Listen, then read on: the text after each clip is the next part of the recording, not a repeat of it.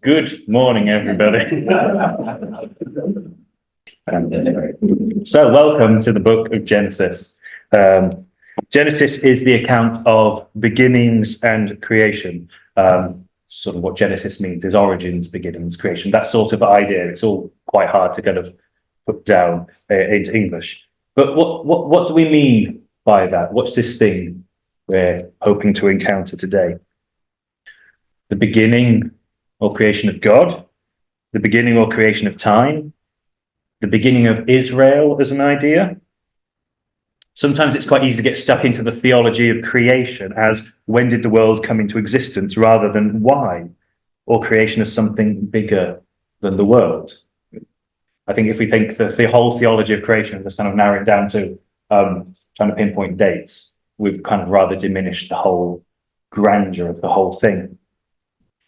Genesis speaks about the beginning of life, but goes beyond that to tell us the creation of music, of technology, of engineering. In Genesis, we see the origin of abstract ideas such as desire and hatred. We see the creation of a context for shame and regret, both human and divine. And these are all key ideas that Genesis sets in a rather hazy past that reverberate throughout the following 1,000 pages or so of the Old Testament, depending on how big your font size is, as to how many pages you get. And it all begins with 5 words that have perplexed people for millennia. Bereshit bara Elohim hashamayim v'ha'etz. In the beginning, God created the heavens and the earth. In the beginning of God's creating the heavens and the earth, when God began to create the heavens and the earth, first know this: God created the heavens and the earth. This word is a little bit tricky that we start with. There's a Jewish scholar from, I think, the 12th century, Maimonides, and he suggested it didn't mean beginning in the sense of what happened first chronologically, the first in a series of events, for which there are lots of other Hebrew words that do that quite well. He said it means first as in the most significant, the bit that stands for the whole, the first thing or chief thing. So might look at Genesis and go first in significance. Know this stuff. This is what sets the scene. And don't just think of it in terms of time, but think of it in terms of theology, what it tells us in significance. So where do we begin? Let's start at the beginning. Usually when anyone says that someone else follows, it's a very good place to start. But why is the beginning a good place to start? Have you ever asked that question? And what the beginning of what? If I came here today to give you a bit of an account of the history of Methodism in Shetland, which you all know began in the 1820s, and there's Colin will pick up on whether it was 1822 or 1823, because I always get it slightly wrong. Oh, but she won't pick me up. So if I came here to do a talk on that and then started with Harold Fairhair landing in Unst in the 10th century, I mean, that's all very interesting stuff, but you might wonder why we had to start 900 years earlier to give that much background. A lot of the Old Testament is the story of the people of Israel. So why don't we just begin there? That would make a lot more sense and avoid a lot of controversial conversation, wouldn't it? And this is what loads of people have said. So Rashi, a Jewish scholar, says on his commentary on Genesis 1:1, the Bible, the Torah, should have started with Exodus 12:2. That's where it should have begun. And all the rest of the stuff is a bit, is not really that essential for the story. So then he starts to go, well, why do we have all this stuff? And the reason he gives is that because otherwise people will say to Israel, you came and took the land of Canaan by force. And so we need to know why it belongs to God and how God has kind of worked with it. Now, I don't want to get stuck into Rashi's theology, but it's an interesting point that this is an odd place to begin. Matthew's gospel begins with Abraham. The whole story of Jesus starts with Abraham was the father of Isaac, and we get a genealogy that goes back to Abraham. Matthew isn't that concerned with anything before Abraham. In Acts chapter 7, Stephen is brought before the council, and he relates the whole story of the history of the people of God up to Jesus, and he begins with the glory of God the God of glory, rather, appeared to our ancestor Abraham. Like that's where it begins. So what's all this stuff before the beginning? In 2004, The Lion King 3 came out. Any fans of The Lion King? So Lion King is arguably one of the greatest films of all time. Lion King 2 is not. And then The Lion King 3 came out, and it's the story of Timon and Pumbaa. Sorry if you never got to go to The Lion King. And they start with all of this stuff because they appear halfway through the first film. And they go, "Oh, we're going to go back to the beginning?" No, we're going to go back to before the beginning. The sort of the pre-history. And this is sort of what Genesis 1 to 11, certainly, and maybe in some senses the whole of Genesis does for us. So when we read Genesis, we want to kind of just go back to kind of first basic points and go, like, well, why is this stuff here? Because it doesn't need to be here if the whole point of the Old Testament is to tell us about Israel as an idea. Genesis doesn't tell us who wrote it, when it was written, why it was written, nor where it was written. So everything we know about Genesis, we're going to have to construct back based on what we can deduce from the pieces of the puzzle we've got. And the big question with any of the Old Testament is, why bother writing it at all? In this world, hardly anyone can read. Writing is a resource-heavy activity. You need a lot of skills. You need someone to make some sort of paper thing, which takes a lot of energy. You need someone to get ink, and you need someone to learn how to write. Like that's a lot of effort. And then you need people to kind of recopy it over and over and over again. It's a lot easier in that world just to kind of tell someone a story and they pass it on, which is the oral culture of the world. So we find in the ancient world that most things get written like this, out of a crisis. If you think of the New Testament, Paul writes the letter to the Philippians because he's in prison. And we're blessed by that, because if he weren't in prison, he's quite clear he would have just gone to Philippi and told the stuff he had to say to them face to face. And we wouldn't have had any of Philippians. All of that would have been lost. So there's some sort of crisis that happens. A great chunk of the Old Testament seems to have come shortly before the exile. So when the people of Judah get sent off into exile in Babylon. And there's a whole chunk really that comes after the exile. The exile really is the crisis point which causes all this to happen. And so Genesis appears to have been written in this later period, in about the 5th century BC. People come back from exile and then they think everything's been disjointed. We haven't had that opportunity to pass information on sort of word of mouth, because every family has been broken apart. So we need to kind of collate all the information we've got and kind of set it down. And that seems to be where it comes from. And so that shapes what they write and why. Because the exiles return and they're physically building the towns, they're physically rebuilding Jerusalem, they go on to physically rebuild the temple, but they're also having to kind of emotionally and socially rebuild their communities and tell the story of where they've come from, to kind of part of that binding them together. So Genesis brings together the oral memories and the ways of communicating something of a shared story, but it does so to respond to the trauma of exile and is influenced by it. So, having just travelled all the way from Persia, and the Persian Empire, Babylon, sometimes called Chaldea, all the way back to the land that to them really matters, the land of Canaan, the land of Israel, whatever you want to call it. There's a memory then, well, Abraham started in Ur, and he made that journey. Now, at the time that Abraham is presented to live, it wasn't called Chaldea, it was called Akkad. Chaldea is a 5th century name. So they're using the language of the time, of the places that they know, to talk about something that happened way back in the mists of time. But we remember that Abraham was really important and he made this journey. So they use the language of the 5th century, but you can't call it Chaldea back when Abraham lived, because nobody called it Chaldea. But Abraham came from Ur of Chaldea, and we've just done that. This is the journey that he took, and now we're doing it again. So that says something about who these people are and kind of rebuilding themselves in that place. That's just one little insight then, hopefully, that helps us think about what we're doing with Genesis. How do we begin to read Genesis? 50 long chapters. It's a lot to kind of break down and work out how we're going to break into it. Very commonly, it gets broken down into two sections. There's the bit before Abraham, and there's the bit after Abraham, which sort of breaks at the end of chapter 11, which is helpful, but they're quite unevenly weighted.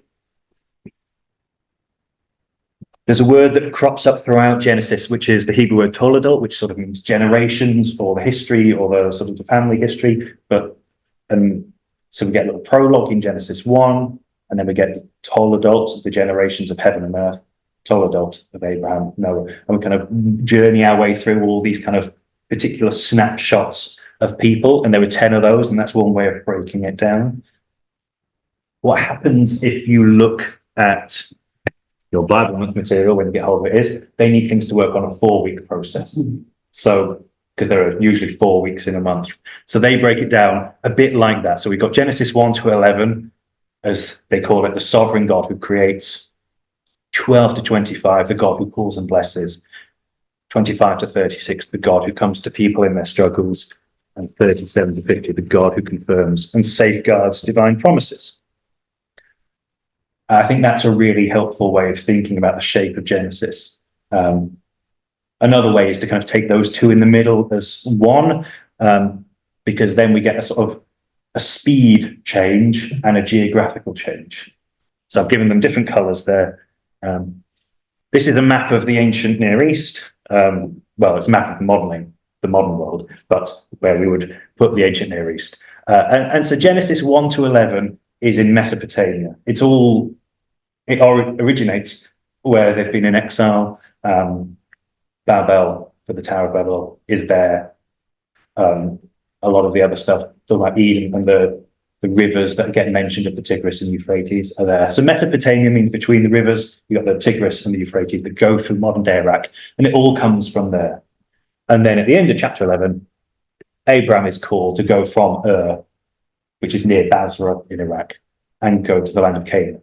So chapters 12 to 36, we have Abraham's journey, and then we're mostly in what geographically called the Levant, theologically called the land of Canaan, or the land of Israel, or Palestine, or Judea, or Israel, or Samaria, or a lot of other words which get used to describe that bit of land there that connects Asia with Africa. And they have a few forays out of there. And then we move in chapter 37 into Egypt, and the people end up in Egypt with Joseph. Make sure I don't confuse Jacob and Joseph, which I am wont to do. So there's sort of a geographical move through Genesis. So where do we begin? How do we attune ourselves to Genesis? And just to kind of think about this, I thought I'd start by just going through a bit of the history of how Genesis 1 and 2 have been understood, because that gives us a window into the rest of Genesis. We start in the pre-Christian era, and we've only got snapshots of things that people wrote down. But how have people kind of tried to tackle this? What have there kind of been insights that they've come to these texts? Philo was a very prominent Jewish writer in Alexandria in Egypt, and his writing goes on and on and on. If you want to look, here's volume 1 of the works of Philo, and he goes, all of this is Genesis 1 and Genesis 2, his writing on it, and it's very odd. He gets very carried away with the significance of numbers and some sort of Greek mathematics. He's shaped by the world he's in. He says in that it's quite foolish to think that the world was created in 6 days or in a space of time at all. This is all before time for him. Everything in Genesis 1 and 2 and 3 is all a theological insight into what God is like. And let's focus on God rather than history. It's kind of what really shapes him. He's really concerned that people would worship the world rather than worship God. So he wants to go, this is pointing us to God, not to the world. That's what's going on with Philo. And so this continues as an idea into early Christian writing. Oh, here's another quote of him, which is really kind of the same as sort of Maimonides, 1200 years later. Think of the beginning not as a chronological thing, for there was nothing before the world, but as a kind of a significance thing. And he's quite tasked with going against people who take it purely historically. In the 7th century, there's a Christian in Egypt called Anastasius, and he seems to have access to some writings from the 1st century which have been lost. Papias was a 1st century Christian who was the disciple of John the Evangelist. And he says, taking their cue from Papias, a disciple of the beloved disciple, he then lists a whole load of people. Those ancient interpreters agree with each other in understanding the whole 6 days to refer to Christ and the church. They get this because this is how John's gospel reads creation. In the beginning was the Word, and the Word was God, and God the Word was. Everything about Genesis 1 is to tell us about Jesus. So the 6 days tell us about Christ and his church. And I mean, you get some very odd things in this period, but it's all very theological. Everything is, you know that thing about the Sunday school talk where it's like someone describing a squirrel and then the kid goes, well, it sounds like a squirrel, but I know the answer is always Jesus. That's how early Christians are reading Genesis. Well, it sounds like they're talking about creation of the world, but they're really talking about Jesus. Ambrose of Milan in the 4th century. In Genesis 2, we have the river that goes out to feed the whole world. Well, that's Jesus, because Jesus is the fount of all life. So if we got a river that's providing water to everything, it must be Jesus. This is telling us what Jesus does, because Jesus goes out to the whole world and feeds the whole world. He's got no interest in thinking this might be somewhere you could go and visit, because it's telling him about Jesus. Didymus the Blind in the 4th century, writing on Colossians, all things were made through Jesus. Well, Genesis tells us that all things were made through Jesus. So, you know, this is all people care about for years and years and years. And Origen in the 3rd century. Can't imagine anyone would think this is anything other than figurative theological language to tell you about Jesus. So this is how people are kind of reading Genesis in the early Christian period. But I mean, the elephant in the room is the kind of whole science and Genesis conversation, which really took off big time around the time I became a Christian in 2007 when Richard Dawkins released The God Delusion. But it does go back to the 14th century. I came across in some research a number of years ago this medieval Portuguese translation, which is mostly quite a literal translation of the Latin. But this is Genesis 1 verse 1. In the beginning, God created the heaven and the earth, namely the heavenly empire, the angels, all physical bodies, and the 4 elements, which are fire, air, water, and earth. It seems that God made them. Because in the 14th century, people were really concerned about where angels came from, because Genesis doesn't tell us where angels came from. Were they eternally existing with God, or were they created by God? It doesn't say. How are we supposed to know where angels came from? This is what really matters to them. So they just kind of bung it in the translation. God made them. Don't start thinking they're the same as God. But the 14th century, you start to get people questioning what had been assumed for about 2,000 years, what we'd call Aristotelian science, that the world is made of 4 elements: earth, water, fire, air. Thank you. You've heard of those 4 classical elements? But in the 14th century, people were starting to question that and go, well, maybe there's a bit more going on. So they want to make sure you know this fancy modern science that says, you know, the ancient Greeks were wrong, or they're wrong. This is how God set up the world. Anyone want to agree with the Portuguese Bible? It's an odd take, isn't it? But that's what they do. As we move forward, we continue to get theological readings of Genesis, but slightly shifting away from just quite everything is Jesus. This is to tell us about what the church should be like. And Zwingli, who, I mean, many of you will remember Chris Jackson. Zwingli is his kind of favorite person from Christian history. If you've spoken to Chris, he'll start talking about Zwingli at some point. A Swiss reformer. And he's toying with this idea about how we read Genesis. Here he says, Moses wished to depict God's vast undertaking quite clearly to everyone. So use the clearest and most familiar words. Zwingli is very sure this is something historical, but written in the language of its time, so we can only take it so far, because if it was written now, it would be written differently. So trying to piece back together what's actually trying to get at is slightly difficult, except that how it depicts God, because this is a theological thing. We then get, I haven't got anything here on James Ussher. James Ussher was a bishop in Ireland in the 1600s, and he did what a lot of people like Isaac Newton were doing in the kind of scientific revolution, trying to kind of scientifically work out from the text of the Bible when the world came into being. And he does this chronology, which then in the 1800s starts being printed in Bibles, which says that the world was founded on the 23rd of October, 4004 BC.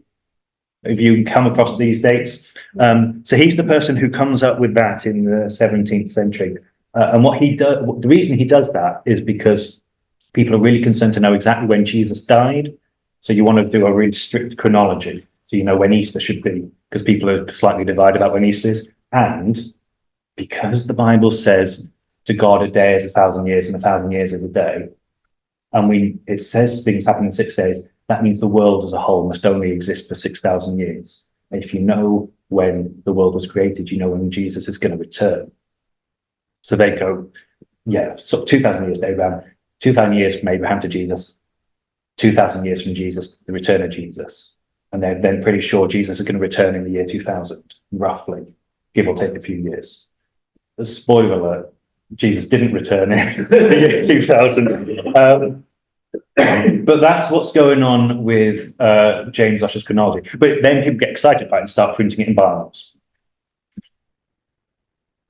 In the 19th century, people discover all sorts of ancient literature, and Darwin progresses the existing ideas of natural selection and evolution, and people start to kind of wrestle with how do these all fit together. And then no. So what's going on here is James Orr. Have you heard of James Orr? You have. So James Orr was a minister in the United Presbyterian Church and was quite keen on the United Presbyterian Church and the Free Church of Scotland merging together into the United Free Church of Scotland. James Orr was a minister then in the United Presbyterian Church and then the United Free Church when it merged. And he was one of the lead writers of a book of essays, which were called The Fundamentals, which were published between 1910 and 1915. You'll have heard of fundamentalist Christianity as an idea, a sort of very ultra-conservative, ultra-literal reading of scripture. It's called fundamentalist Christianity because it comes out of these essays called The Fundamentals, which are printed back then. James Orr writes a lot of these essays.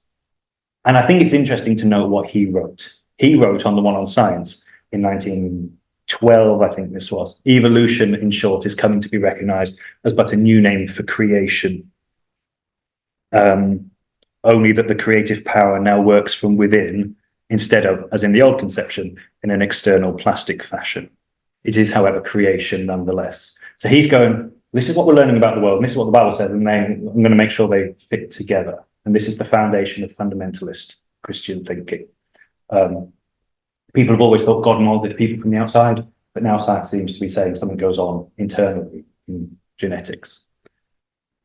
I was going to put more quotes in and I forgot. He then goes on in some of the other essays to go, it is a view not contradicted by the alleged evidences of man's very great antiquity. The world is 100,000, 200,000, 500,000 years old. The conclusion from the whole is that up to the present hour, science and the biblical views of God, man and the world do not stand in any relation of conflict. And then he goes on to say, much as Zwingli did, the language used was not that of modern science, but under divine guidance, the sacred writer gives a broad general picture which conveys a true idea of the order of divine working in creation. I think that's quite interesting to note that the founder, the person who founded fundamentalist Christianity as an idea, believed the world was ancient. I mean, 100 years ago, people thought it was up to 500,000 years old. He believed evolution as changes between generations happening within was perfectly synonymous with biblical account. And he believed that this was history, but written in the language that made sense thousands of years ago. So we can only take it as broad brushstrokes, because this really tells us about Bible's theology. I think that's interesting to note that he would be kicked out of fundamentalist churches today for not taking the Bible seriously. But that's what he held to, and that's where fundamentalist thinking comes from. 10 years after him, the Anti-Evolution League of America is founded, which still holds to an old earth. They're very uncertain about this evolution stuff, which seems to be taken over. But they still believe that a day, as written in Genesis 1, means a great span of time. And they're quite clear the world is very, very old. And then in the sort of 40s and 50s, you start to get the development of what's called young earth creation, which is that a day means a day. And then in the 1960s, a book called The Genesis Flood is printed, which really cements that as an idea.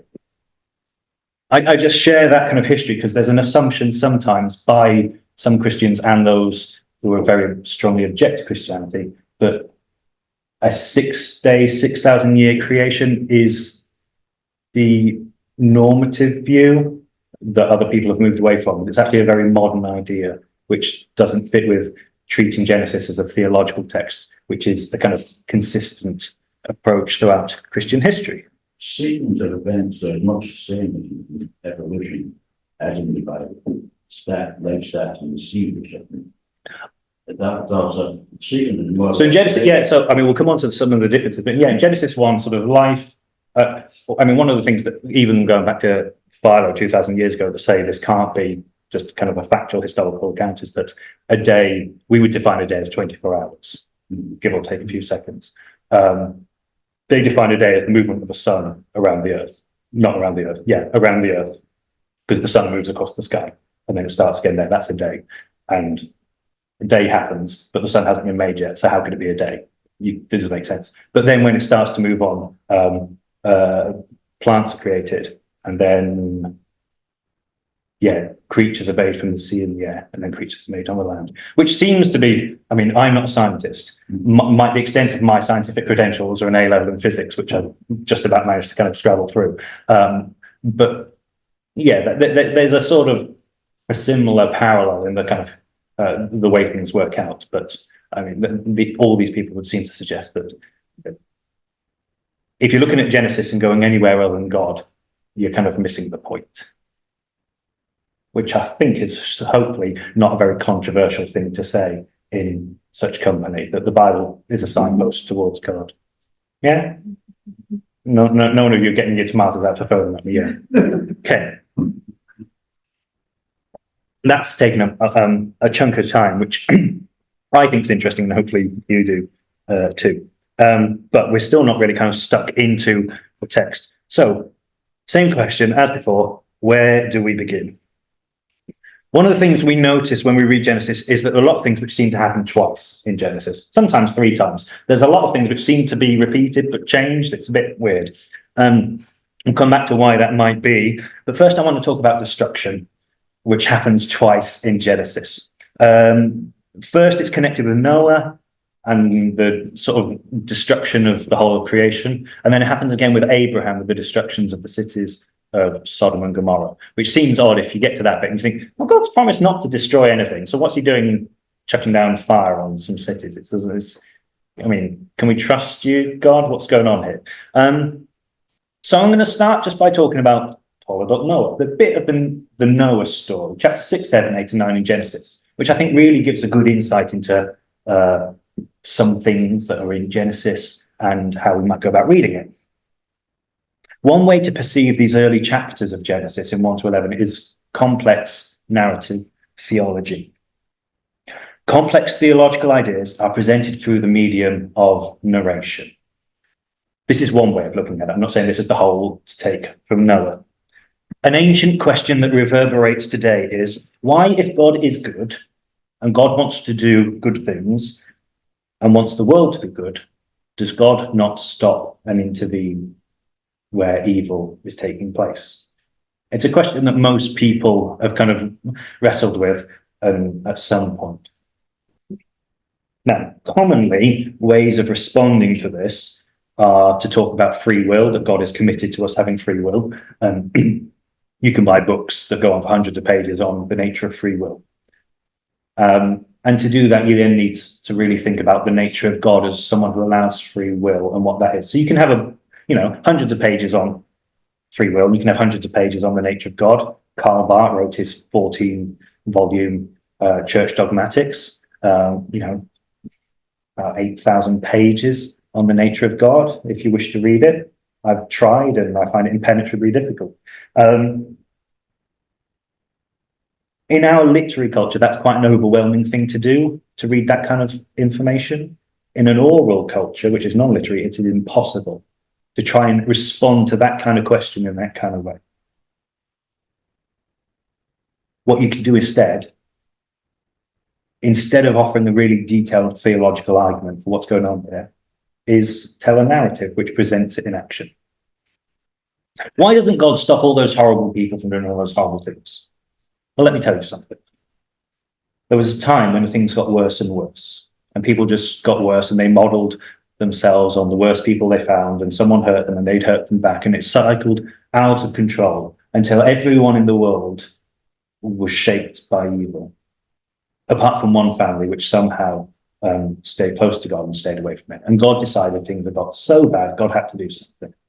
So God decided God was going to step into the whole thing and get rid of everyone who was committing evil, wipe evil off the face of the earth. And the way God was going to do that was to use the one righteous family to start things again. So God spoke to the righteous family and said, the way I'm going to deal with evil is to flood the world. Wash it away, give it a good wash, get good clean, and wipe away all evil people. And you're the only people who are going to be left. So you're going to have to build a boat to save yourselves from all this water. So the righteous family built the boat. And the head of the family was called Noah. So Noah got his family together and they built this big boat and they brought along into it, as God asked them, animals so they could feed themselves and plants to grow for when the flood finished. So they built the boat, they got into it, and then it started raining. And then in this, all of evil was washed away. And eventually the flood receded and this family could start again. And God regretted having killed all that he had made, having overturned creation. And God committed never to do that again. And to make a sign that people could remember this, God put a rainbow in the sky. So when you see it, you could remember that God would never destroy creation again.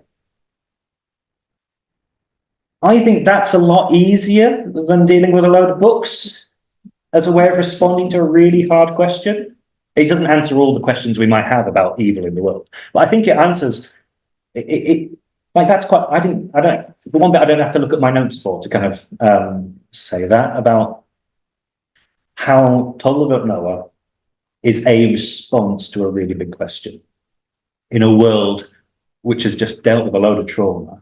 Well, why didn't God just punish all those people who took us off into exile? We had to endure 18-month siege in Jerusalem. Well, somehow it shows that God regrets that idea and that allowing people to live is somehow better. And we might understand why, but it helps us process that. That's one way of looking at all of this.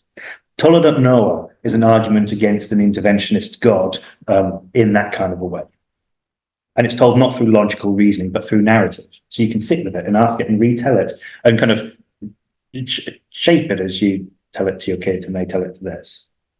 It's much more memorable. And I think it's a bit easier to process than certainly easier to process than Philo's weird ramblings about 2/3 of a day and all this sort of thing. So one way of beginning to unpack Noah is as a narrative, as a piece of text in its own right. Another way we can look at Noah is to compare it with other texts which seem to do a similar thing, to see how does it fit alongside what other people are saying. And if we look at Noah and begin to look at the story of Noah in this way, we perceive it as a theological account of covenant. Well, we get this if we read it on its own, but I think it comes into sharper focus if we read it alongside other things. What have I written down here? The way we perceive Noah as a theological account of covenant, told in relationship to and against Mesopotamian literature.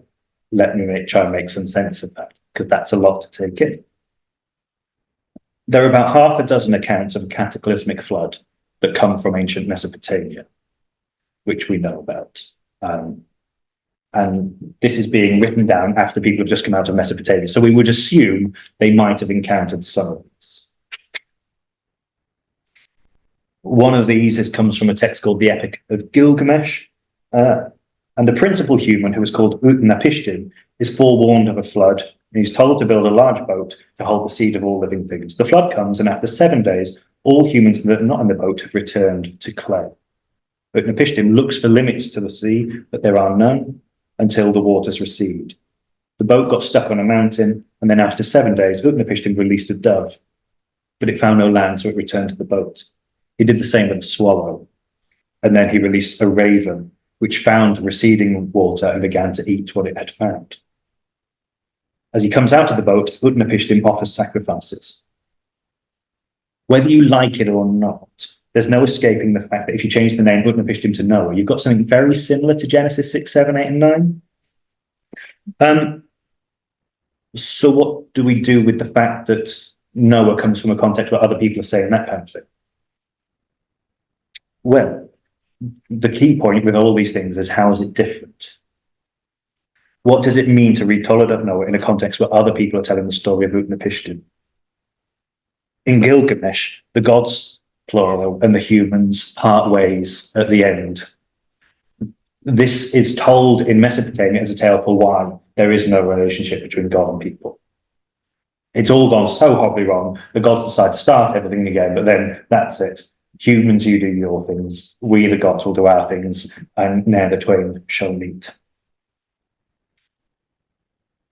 In Genesis, Toledot of Noah happens in the first place to create the first covenant between God and humans. Before the flood happens, Noah is promised that God will do this to make a covenant. And once the flood is over, God remembers it and says, now I will make the covenant. And then God does so. Imagine you have just journeyed hundreds of miles across the desert, having left exile, where you were either taken as a child and are now a parent or grandparent, or you were born, and you've been told these stories of somewhere else that's really home. Everyone around you is telling you that there's no relationship between God and people, and this is why. And then actually in your own little group, you start going, actually, no, we remember this account, but it's not like that. That God is with us, and God has promised to stay with us. They tell the opposite story to everyone around them. I remember being told as a child in Sunday school that the story of Noah is why we have rainbows. Were you told that? Now, rainbows are lovely, but we do not have 4 chapters at the beginning of Genesis to tell us why rainbows exist. Do we? What we have is the thing that the rainbow is supposed to remind you of. Is it a story about God making a covenant with people, and the rainbow is a sign of that. The rainbow is not the end point. Sometimes we get stuck on rainbows because they're pretty and forget that they're all of the big thing about this that is different to every other flood story is that the conclusion is God is more committed to people at the end of it than at the beginning. That's really important. These 4 chapters do all sorts of really profound teaching. Why does God not simply wipe out evil in the world is one of them. In the context of what other people were saying about the divide between God and humans, Toledot of Noah has the purpose of telling us that we have a relationship with God. And this is clear in the text on its own right, but I think it comes really sharply into focus when you remind yourself what other people are saying in the world in which this is written down. But the covenant gets tested straight away, because Noah comes out, he offers sacrifices, and then he gets absolutely sloshed on wine and starts cursing his children wildly. And that's a real test of God's promise to be really faithful to you, isn't it? And stick with you. Because the easy thing to do now is like, oh, I really can't be bothered with you. After all of that effort, and nothing came of it. God's made this promise, but what will happen now? It leaves that awkward question, because we know this is in the midst of time that we repeatedly fail to live up to God's covenant. So just because it happened then, can we trust it now?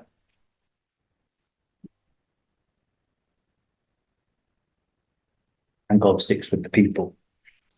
As the flood recedes, we're told in the Hebrew, Noah becomes an Ish Hadamah. Ish means man, Adamah means of the soil. Adam, in Genesis 2, Adam is from Adamah, the soil. It's a nice little pun in the Hebrew text. So Noah is now an Ish Hadamah, a man of the soil. Some translations say he started to till the ground and work it. But it's quite ambiguous. Yeah, he probably started to do that when he came down, became a man of the land. But also means he's somehow a new Adam. As Adam was formed from the soil, he's now sort of, creation is being reformed with him. And the big story about Adam is that he completely messed everything up and got kicked out of Garden of Eden. So we know Noah's going to mess up, but we know that God's promised to be faithful. It's really important to go back to these bits of Genesis, which are sometimes seen as children's stories, and remember that these are adult stories that are really deeply profound. But Noah is righteous, and there's destruction, and he goes along with it. But we read it not just on its own, we read it not just in the context of the other literature of the time, we read it in the context of Genesis. And then Abraham comes along, and God says, I'm going to destroy these cities. And Abraham responds differently to Noah. Noah just gets on with it. And twice we're told Noah was given a load of commands, and then Noah did all that God commanded of him. He just got on with it because he was nice and obedient, because he was righteous. Abraham is righteous as well. God says to Abraham, I'm going to destroy these cities because the wildness of their sin has come up before me. And Abraham says, you know what do you mean? You can't do that. You're God. You're better than that. And Abraham really holds God to account and takes him to task and challenges God and sort of shouts back at him and asks him questions to see if God's really going to go ahead with this. Does anyone have a favourite out of Noah and Abraham? Anyone prefer Noah? Anyone prefer Abraham? A few people prefer Abraham, but most of you are unsure. In the Jewish tradition, there's a phrase which came into existence in the 19th century around Poland, which compares the two. Because these are both righteous people, but they're very different. And some of you heard me say this before, but the phrase is tzaddik in pelt, righteous in a fur coat. If you are cold and in a room of people who are cold and you want to be warm, there are two things in, Eastern Europe in the 19th century you can do. You can put on a fur coat or you can light a fire. Noah is tzaddik in pelt. Noah is righteous in a fur coat. Abraham is righteous with a fire. Now, if your end goal is to be warm, either one achieves it. You can't be faulted on being warm by lighting a fire or putting on a fur coat. But if the goal is to be warm and actually affect others, one of those does something different. And there's the idea that righteousness isn't enough. It's being righteous in a way that affects other people is a higher quality of righteous. It's a more mature form of being righteous. So Noah is righteous because he does all that God commands him. Abraham is righteous. But Noah does what he's told.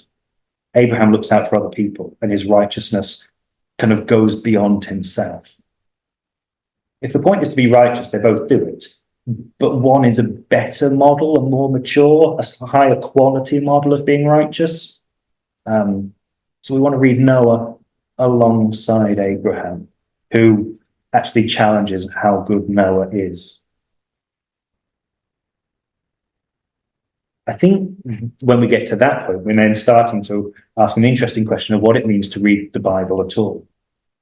Because this is a bit like how different ways of people reading the Bible. Noah does all that God commanded him. Nothing more, nothing less, to the letter. God said it, that's what he does, that's the end of the matter. Abraham hears what God says and starts asking awkward questions back. I think that's an interesting parallel for how people read scripture, because sometimes I hear people read something awkward in the Bible comes up and they say, well, God said it, that's the end of it, you just got to kind of go with it. And other people go, no, I want to ask some awkward questions about this and probe it further and kind of push back. I think the way we read the Bible can be Noah-like or Abraham-like, because they're both ways. We might have God not speaking verbally to us from on high, but reading the Bible is still encountering the word of God, just as Noah encountered the word of God and responded to it, and Abraham encountered the word of God and responded to it. So if your approach to the reading Bible is that you want to hear the word of God and respond to it, you can do either. Both will fulfill that goal. If your approach to reading scripture is going, well, this is what it says, that's the end of the matter, you've encountered God, but in a Noah way. And if you go, oh, it says this and this is a bit weird, and it reminds me of this, and my experience of God says something slightly different, and God, are you sure this is what's going on here? Can we ask a few questions of this? You're encountering the word of God, but in an Abraham way. I'll put that to you as a thought, that what we want to do in reading the Bible is actually kind of push it a bit further. And God seems okay with us asking a load of questions back, because Abraham is still held up as one of the most righteous people for doing exactly that.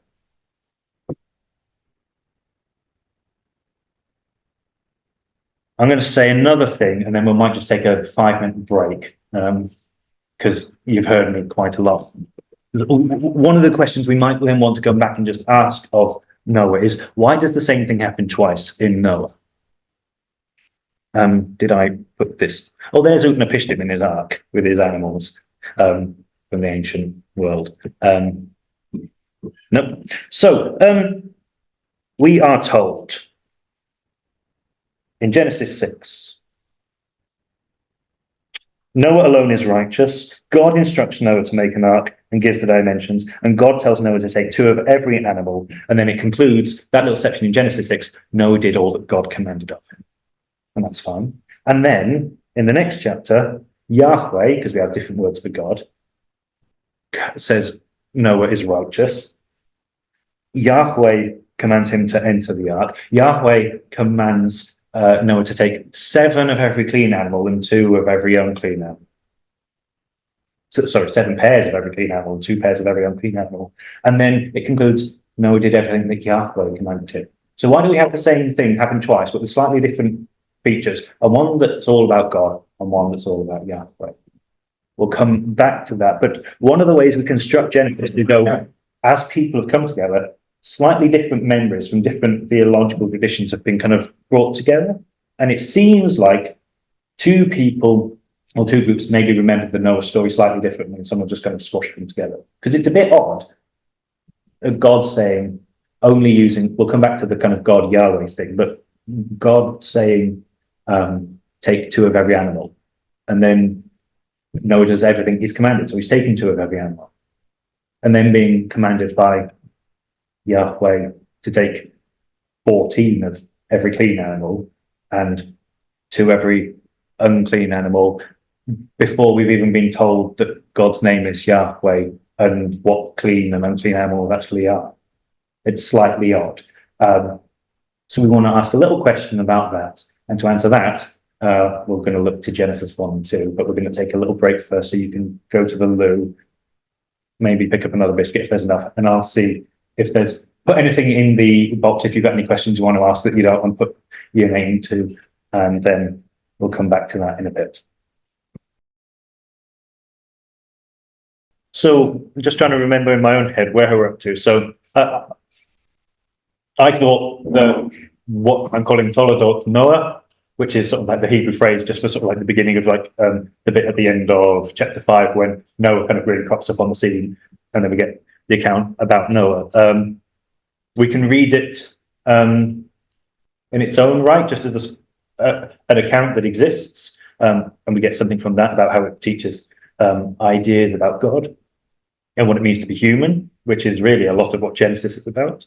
We can read it alongside the kind of similar literature and things that people are saying in the context from which it came.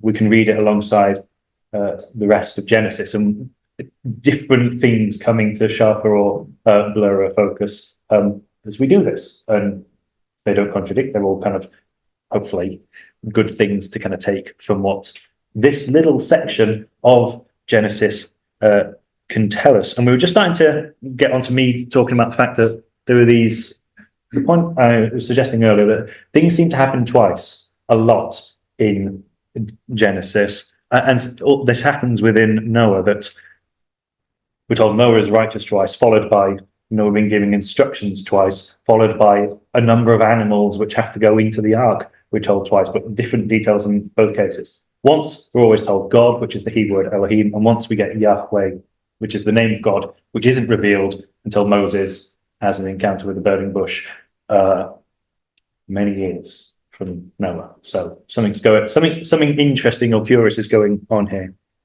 I'll just say now, thank you to those who put questions in the box. I'm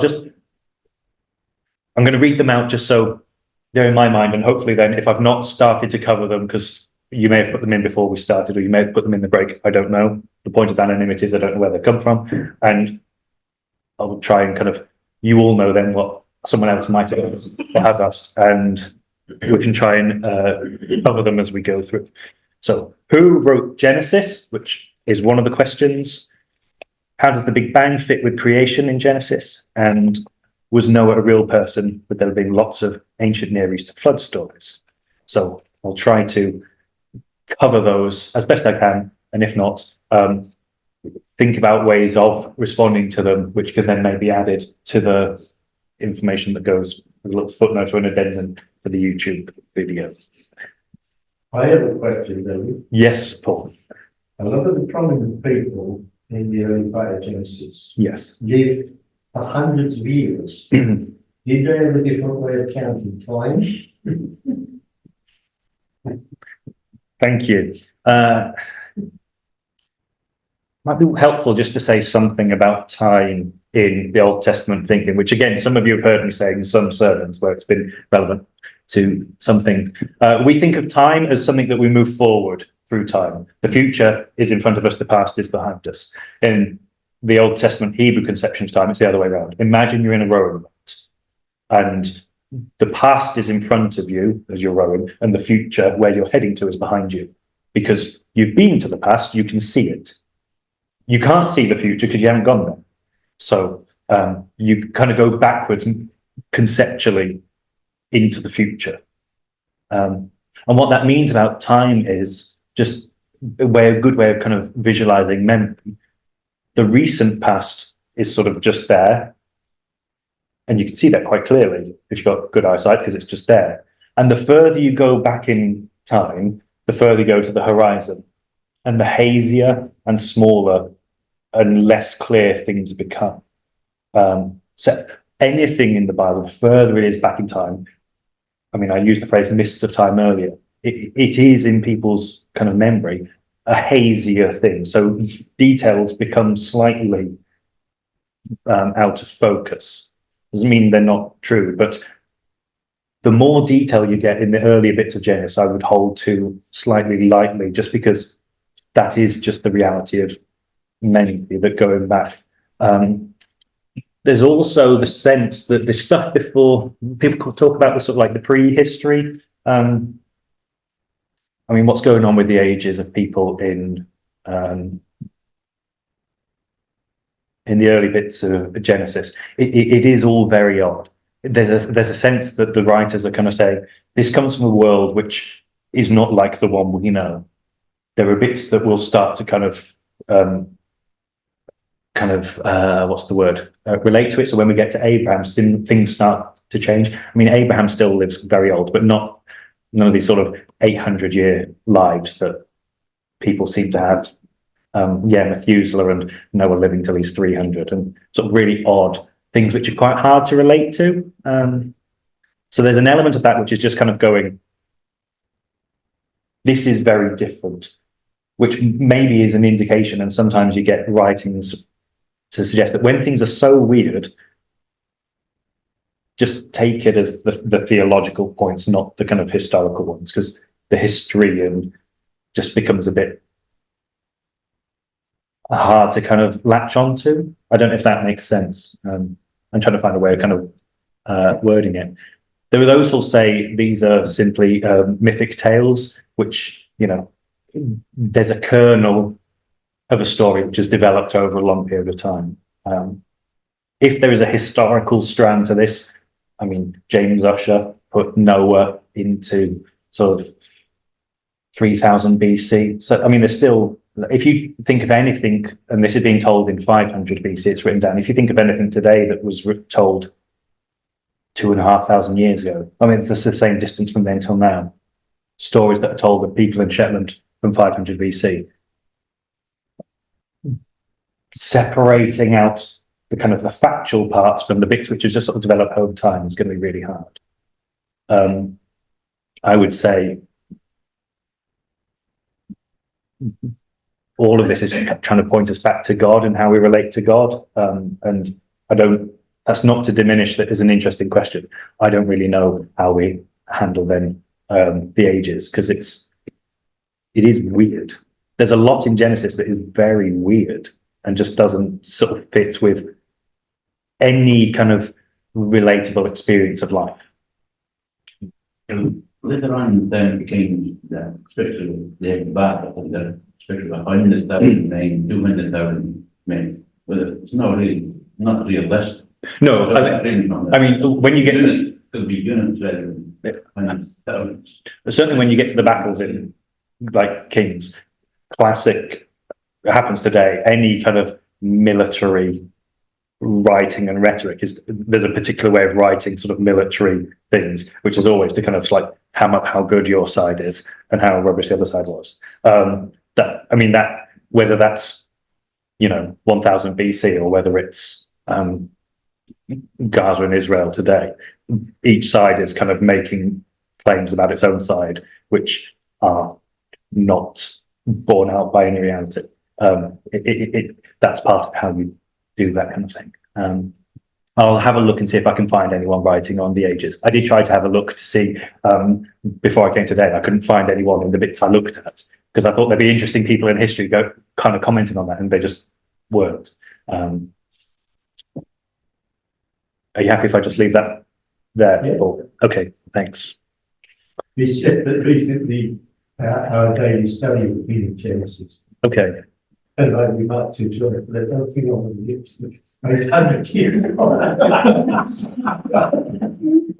Well, we've got some jobs for you in the Royal Church Council if you do. And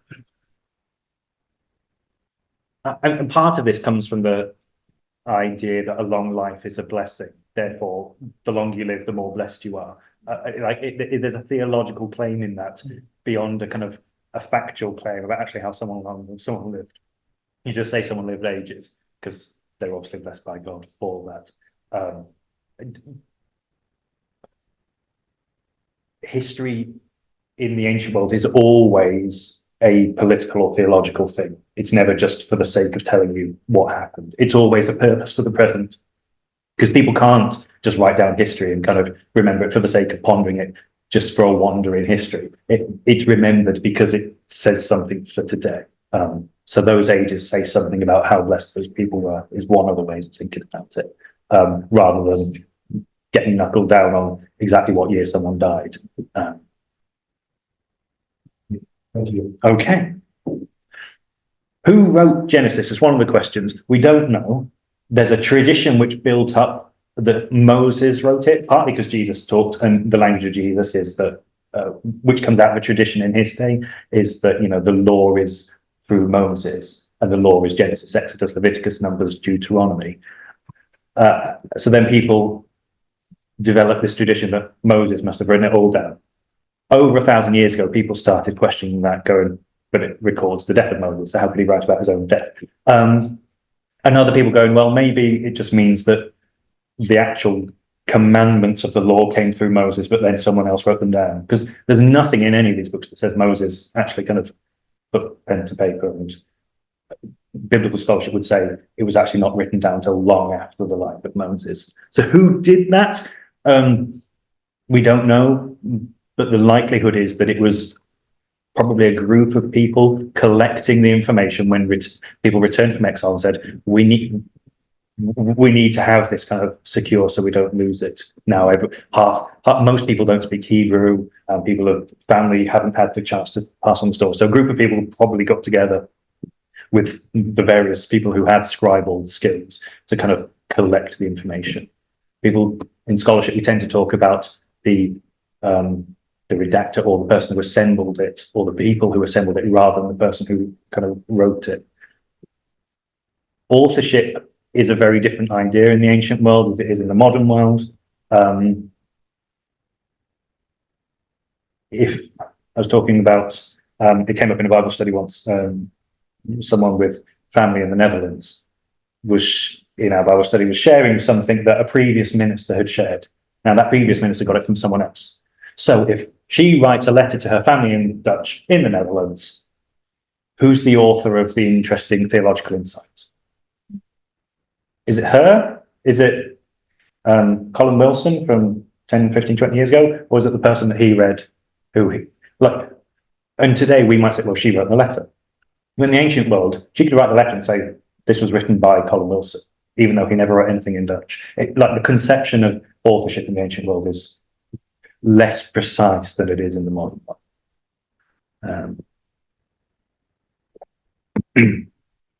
And so some of the strands of things they bring together are not just a whole raft of different ideas, but they kind of, in Genesis, they form different ideas from different groups of people who have different axes to grind, really. And this really kind of comes through in Genesis 1 and Genesis 2. And this is a good thing. We're often used to seeing it as a good thing in the New Testament. We have 4 different accounts of the life of Jesus, and they don't neatly fit together because, John has Jesus chucking people out of the temple early on, and the others have it right before he gets crucified. And, well, you've got to deal with that. But we generally, I think you're comfortable recognizing that the different testimony is a good thing, because everything we read about that says where there's multiple testimony, that enriches the whole testimony. No voice says everything, but coming together, we get closer to having something that's complete. And this is what happens in Genesis. We have different testimony which has been brought alongside one another. And people have recognized, Philo writes about this 2,000 years ago. In Genesis 1, we have, which remember comes before the first Torah, the first kind of section. It's a bit like John's Gospel having a prologue, and John's Gospel is modelled on this. Let's have a prologue in the beginning before you kind of get into the main event. Genesis 1 to chapter 2, verse 3, exclusively uses the Hebrew word Elohim, which is a plural word but means God. God did this, God said that, God did this, God said that, and God did this. Over and over again, God, God, God, God, God. Elohim is what we'd call a majestic plural, in the way that sort of, the Queen or late Queen would have said, we are doing this to mean I am doing this. There's a sort of a sense that if you use a plural to speak of a single person, there's something slightly exalted about it. And this reflects the idea that is prominent in that tradition, that God is transcendent, bigger and greater than everything else. In Genesis 2, verse 4, the language, the writing style and the language completely changes. And we get Yahweh, Yahweh, Yahweh, Yahweh, Yahweh, Yahweh, which is the name of God, which hasn't been revealed yet, because that doesn't happen for thousands of years until when Moses comes along. In your Bibles in English, this is usually presented as the Lord in small capitals, because I'm not quite sure how to deal with the name of God. I'm going to say Yahweh now, just because I think it maybe strikes a bit more as something slightly different. And this reflects the theological idea of immanence, that God is close and known by name. But these are really quite different conceptions of God in Genesis 1 and Genesis 2. Now, we believe God is both transcendent and immanent. And I'm no systematic theologian, so this is someone else's kind of thing to kind of talk about. But God is bigger than everything and hard. You can't condense God down into a box or speak of God or fully comprehend God. And yet somehow God is also knowable.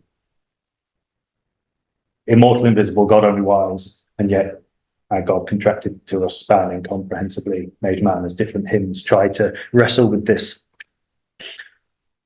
If you have too much transcendence, God becomes massive and great, but really quite distant. If you overemphasize immanence, God becomes tiny, and you can put him in a little pocket and walk around with God, and there's nothing special or different about God. So we need both. And in Genesis 1, we encounter a transcendent God who creates by speaking things into being. God speaks, and it was. God says, let there be light. And light was. It just sort of happened because God said it. God said it, and it happened in a way that's very different to how you would create anything. Unless any of you have sort of just spoken, and then the cake appeared in the oven. Doesn't happen, does it? It's very different to our experience. This is how God works in this overarching, majestic, distant way over and above the whole of the cosmos. And there's this special, dramatic language of Elohim to talk about God. And in Genesis chapter 2, verse 4, something changes and we get the name of God. God is known by name, and God creates in Genesis 2 by physically molding the dust of the earth. God plants trees and a garden. God molds Adam from the dust of the earth. God doesn't speak Adam into existence. God molds him by physically getting involved, just as you actually would if you were doing it. And then remolding Adam to make the woman. Right from the beginning, we've got these two different ideas of God, and they use different language to speak about God. These don't get mixed up. You never find Elohim in Genesis 2. You never find Yahweh in Genesis 1. And so going back to the 1600s, when Richard Simon, a French priest, wrote the critical history of the Old Testament, people started to go, well, what's going on here? Maybe this isn't one person writing this, but someone's collating different ideas, which generally holds true in most thinking today. And so these tend to be called, the first one, the kind of very transcendent idea of God, is called the priestly account. Throughout the whole of Genesis, this reflects kind of what the priests really kind of emphasized, and the other is sort of what non-priests tended to emphasize. So that comes through then in Noah. The priestly account is the one that says God, and you bring two of every animal. And the non-priestly is the one that has all the stuff about clean and unclean animals in the name of God, which might sound slightly back to front, because surely priests care about clean and unclean animals. But they only care about it when God has given the law that it matters. You only need to bring clean and unclean animals if you're going to offer sacrifices at the end, which Noah does. But the priests really don't want to think of you offering sacrifices until God started offering commands about sacrifices. And the priests don't want non-priest offering sacrifices, because that's all a bit twitchy. So the priestly account is bring animals, because then it creates new life. And it's the non-priestly one that goes, but this is how we do things. We know God by name and we have sacrifices, so we better make sure Noah does all that. They also have different ideas about what it means to be human, as well as different ideas about God, different emphases for God. So in Genesis chapter 1, humans are created, and what makes them distinct is that they are in the image of God. And so there are three categories of living thing. There are animals, whether they're land, air, or sea. There are humans, and there's God. And God's over here, animals are over here, but where do humans fit? Are we over here or over here, or kind of holding the middle ground?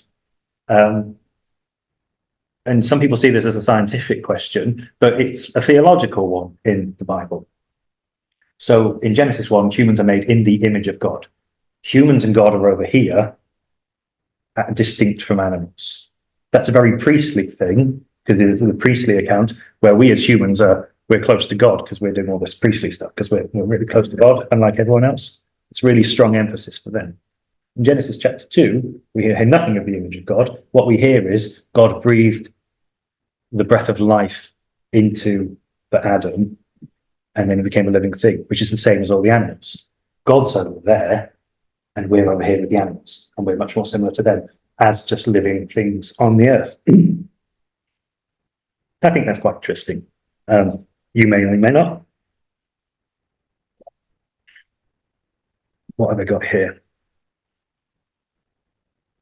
You've probably heard before, just to sort of like the way people see these as two different memories of what's going on here, or ways of trying to bring out the theology, is that actually they just don't work together. Some people will try and insist that Genesis 1 and Genesis 2 say exactly the same thing, and they are coherent.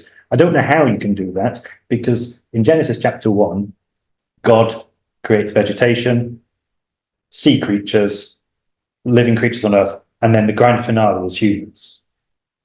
And in Genesis chapter 2, God makes a male human, then plants a garden, then offers commands, and then wants to make a partner for him. So it starts trying out all sorts of different animals, and then creates another human. And like the orders are just all back to front. If you want to say they're the same, well, where does humans feature in relation to every other living thing? Because they back to front in the two. And the point is not to say this is how it happened, but as all the people throughout the whole history of Christianity have said, this is to tell us something about what it is to be human and what it is to be in relationship with God. Jacob writes, now, I'm not going to promote many books. This is a book I'm still just working my way through. This came out a few months ago, and I would say this is about one of the best books I've read in a very long time. It's called Why the Bible Began, an alternative history of Scripture and its origins, and it's really helpful for kind of understanding the whole of the Old Testament, where it comes from and what's going on. It's Cambridge University Press, so it's an academic book, but it's rather just sort of mass market, but it's not overly dense. But he says, Elohim works as artist and architect. This chapter 1 teaches us something amazing about God as artist and architect working in the world, which is very different to all the Mesopotamian stuff. And I'll not go into Mesopotamian creation literature, because that's a whole other 3 hours of wittering on. But this does come through in both of them. I think this is really kind of quite key. While it may seem that existence is all about physical might and violently imposing one's will on others, the cosmology that is expressed here when they're coming out of exile, having been conquered by all these people, is that the natural order of things is peace, not war. Everything is at peace. They've just had loads of people sharing creation stories in Mesopotamia, which the whole of creation has come because the gods are at war with one another, and they shred one another to pieces and use one another's entrails to make everything. And into that, they say, God just spoke and said things were good. God set us to work in the garden. It's a completely peaceful sense of what the world is supposed to be about as a starting point, which is a lot to take in when you've come from someone that says a context in Mesopotamia where people are saying everything is violent, and you ended up there because they had an 18-month siege of your city, cutting off all food and water and sense of life and hope. To hold to that, which is what Genesis 1 and 2 do, is a very strong thing to do.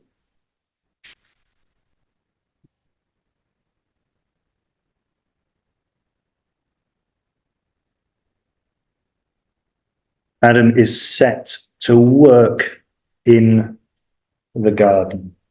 The purpose of humanity is slightly different in the two accounts. As the last thing just to say on comparing the two here, is that in Genesis 1, the people are created in the image of God, and the first command that they're ever given is be fruitful and multiply. The purpose of being human is to keep on the cycle of having people. Genesis 2 does something very different. In Genesis chapter 2, Adam is created, and then God says it's not good for you to be alone. You need to have someone with you. You need a partner to be alongside you. So then eventually they settle on the Isha, the woman, who then gets named Eve.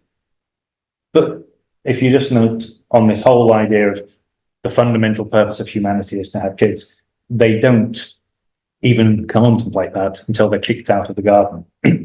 The point of being together is to be together, just to enjoy being with one another, which is a very different sense of what it is to be human. to enjoy one another's company rather than to see one another as a means to fulfilling an end. In Genesis 2, people are an end in themselves. I think that's quite beautiful and something that gets it gets diminished slightly in the Old Testament tradition, and every now and again tries to put its head up and kind of remake that point.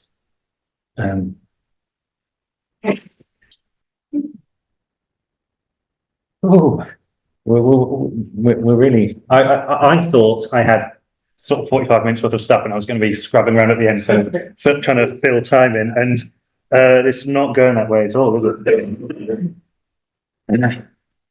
I should probably at least mention that Abraham comes along, and then we'll just have to leave. Thank you. So then Abraham is called from Mesopotamia and journeys all the way across into the land of Canaan. He leaves Ur of the Chaldees, which is, as I kind of mentioned before, slightly anachronistic because no one called it that then. People like doing this kind of thing in film and noting that in Back to the Future, Marty McFly plays a style of Gibson guitar which wasn't created until 3 years after the year he's gone back to. In Indiana Jones, Raiders of the Lost Ark, they talk about Thailand, even though in the time it's set, Thailand didn't exist, it was Siam. It's that sort of kind of like thing where it's obviously not from the time. So Abraham comes from Ur of the Chaldees. It just makes sense to them because that's what they call it. But it's a theological claim that Abraham has come from the place that we've come from. He's made this journey as we have made it. And then God calls Abraham and Sarah. Yahweh promises Abraham land, a nation, and a name, which means Abraham's going to be a king. Except he isn't, but that's suddenly that's where people's minds will go. Abraham's going to be a king because kings have land, nation, and a name. And if you remember, the Bible isn't all that keen on kings. God repeatedly says, "Don't have kings. There is hell over there. Don't do it. Don't do it. Do it. Fine, we'll do it." And then they're all off, with a few exceptions. So we're going back. What kind of structure are we going to have in this land that we're going to? Are we going to model it on everyone else? Or are we going to do something different? There's a question there that comes out of Abraham having these promises. And it's a theological claim that God is calling this childless couple because they're great and they've not been able to do that thing from Genesis 1. Eventually they will have kids together, but God values them not because that's what they have done. I don't want to get stuck on the whole thing about childbearing and the way that can be very pastorally complex and difficult for people. But all the assumptions would be that if you're going to choose anyone who's already shown themselves to be good for God, you'll find a family who've got loads of kids because they've done the Genesis 1 thing. And you've got a couple who just enjoy being with one another, as in Genesis 2, and do something with them.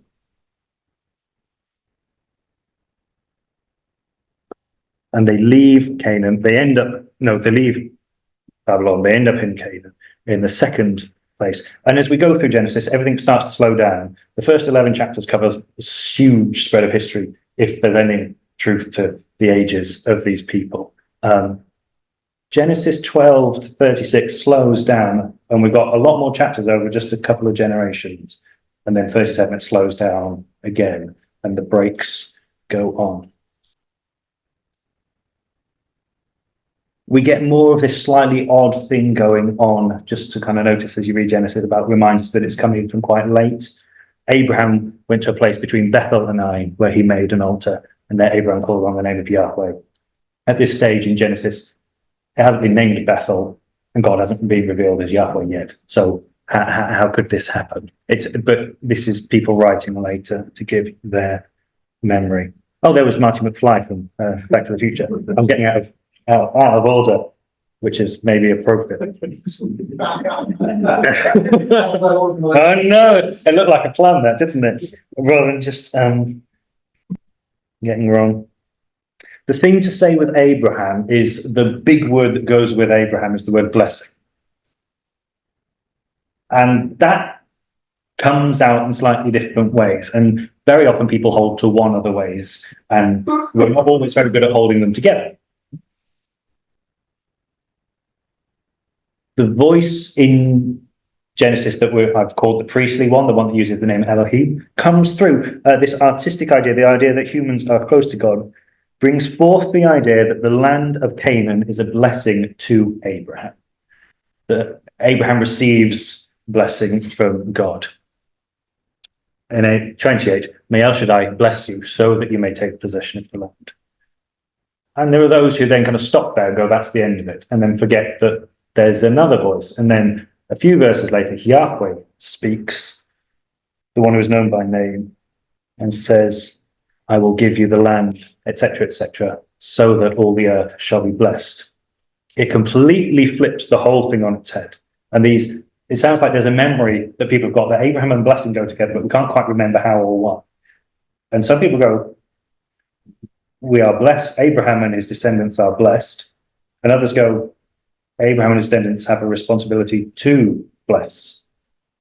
Abraham is the recipient and the giver of blessing in these two traditions, which sit slightly weirdly alongside one another.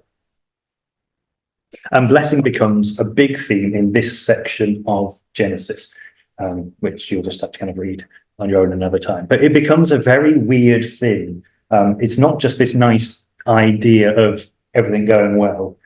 Everything about blessing seems to go slightly awry in Genesis 12 to 36, because his son Isaac inherits this ambiguity of whether blessing is a gift or a responsibility. And then he ends up with this whole weird thing where he's going to bless his son Esau, and then Esau's mother, Isaac's wife Rebecca, starts working with Jacob to kind of deceive the father who's going blind and swap Jacob in so Jacob gets the blessing. That's how Jacob's line becomes significant. Except then Esau says, Father, have you really only one blessing? You blessed my brother, bless me also. And then Isaac speaks, and nobody knows if that counts as a blessing or not. So, it's a really weird idea that it can't quite work out what's going on. No, I don't have that there.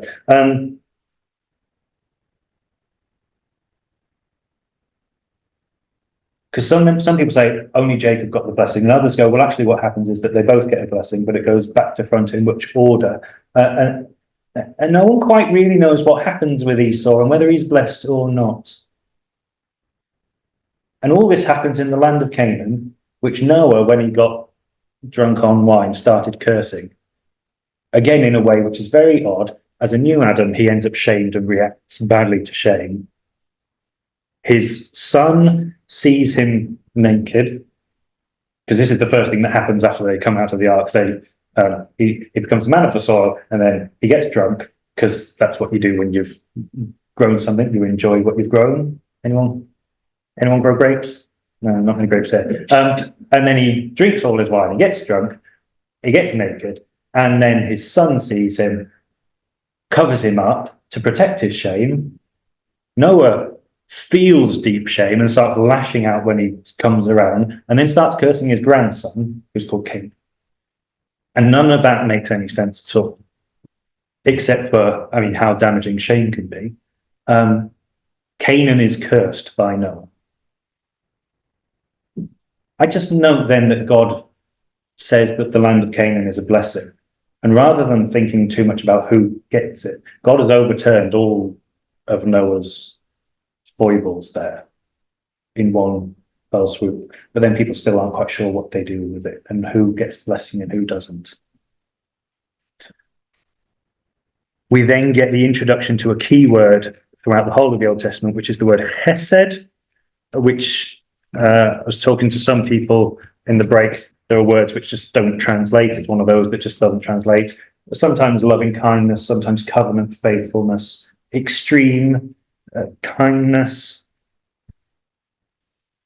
There's a little story here In 1966, an 11-year-old black boy moved with his parents and family to a white neighborhood in Washington, D.C.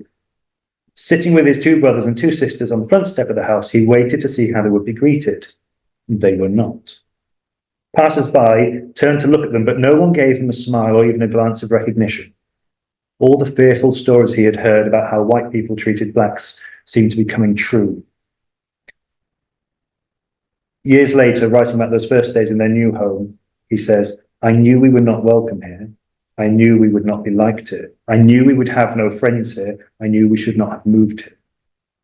As he was thinking those thoughts, a white woman came home from work, passed by on the other side of the road, and she turned to the child and with a broad smile said, "Welcome."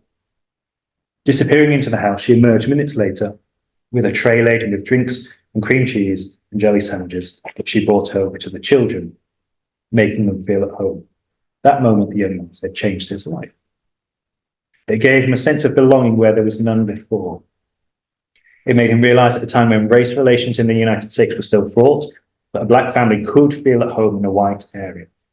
And so he goes on. And then the kind of conclusion is that when he goes to write about this is what Hesed is. Again, it's a theological idea. I can't explain it to you, but we can tell you a story that reveals what it looks like. It's like an extreme kindness that goes against all the grain. And that crops up in Genesis 19. First of all, it is given by the angels to Lot as they flee Sodom and Gomorrah. Lot says, "You have given us Hesed in saving us from this place." And then it becomes the theme that goes through the family of what it is between people to mirror God, the relationship between God and people, to do that then between people and people, which is worthy of a kind of lecture in itself. But when you see loving kindness or something like that, it's reflecting something quite extreme and is really kind of a profound idea through Genesis. I'm going to stop there and just go back to these questions and make sure that so who wrote Genesis? Nobody knows, but hopefully if that was your question, there's an idea that what we can say about them is that there were more than one person, almost certainly, bringing together the traditions which have been handed down through an oral tradition, and they were living with an awful lot of trauma, and they were trying to make sense of life in quite a difficult place. And what they write reflects some of that. Was Noah a real person? Lots of ancient Near East flood stories. Different ways of responding to that question. One is the whole thing about history, and actually the further you go back, the less clarity we have about anything. Most biblical scholars will probably say not, and that something like the parables of Jesus that are told, whether or not he really lived, it doesn't make too much difference to the purpose of telling that account. And if that troubles you, then I'm not going to stand here and, well, I'm not standing, I'm sitting and say, your takeaway from this is that Noah didn't really exist, but just that's the point of Told About Noah, is to take us deeper into theology and our sense of who we are. And if Noah can tell you about who you are, rather than tell who Noah is, you're probably getting somewhere with it. But there were lots of ancient Near East flood stories. So some people have speculated that there was some sort of cataclysm which has then reverberated in lots of people's minds, or that somehow one person started this up and it kind of like then spread out and everyone sort of felt they had to start telling them to make their own theological points. I mean, in terms of an actual global flood, all logic would suggest that something that went up to the top of Mount Everest, that much water doesn't exist.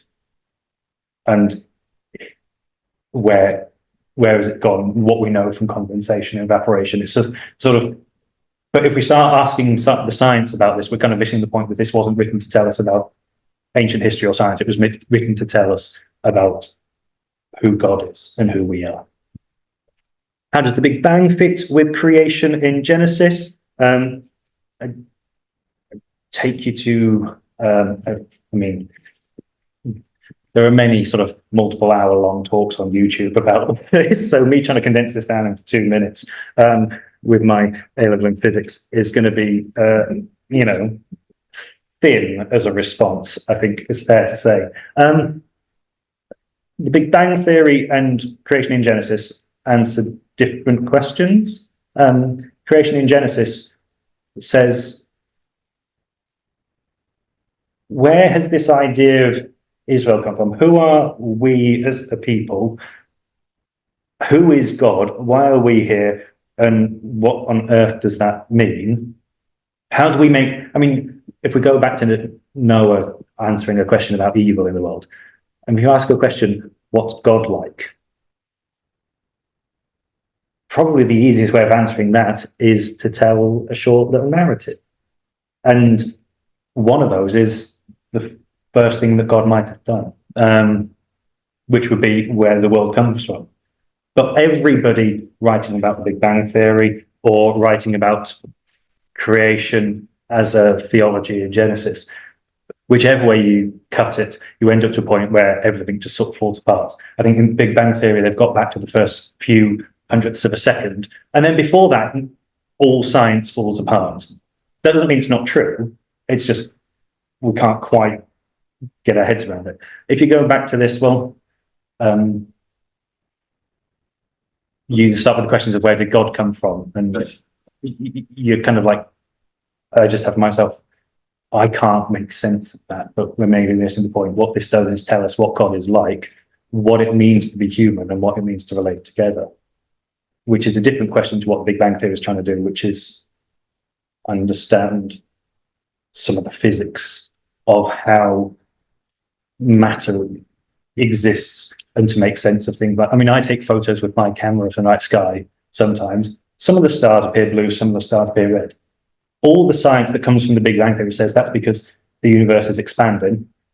And I don't bore you with the Doppler effect now, but some things are moving towards us and some things are moving away from us depending on where we are. My camera picks that up when I take a photo of the night sky. All that means is it's quite beautiful because there's little dots of blue and red. It expresses something of the beauty of the world. As the kind of early 20th century fundamentalist Christians were trying to say, what Genesis does is tell us about God, express something of the beauty of the world in the language that made sense to people, 3,500 years ago. It was answering the questions that they had in the 5th century BC after exile. It's not fair to the biblical text to take a response to a question, change the question, and just take the answer and say it's answering a new question. Because that's not fair on the biblical text. I think that's misusing it. That's not taking it seriously to say people were asking this question, they offered this response, and then just change the question, but not do anything with the response. 5, 4. Well, I make it 1 o'clock, so I'm going to draw that to a conclusion.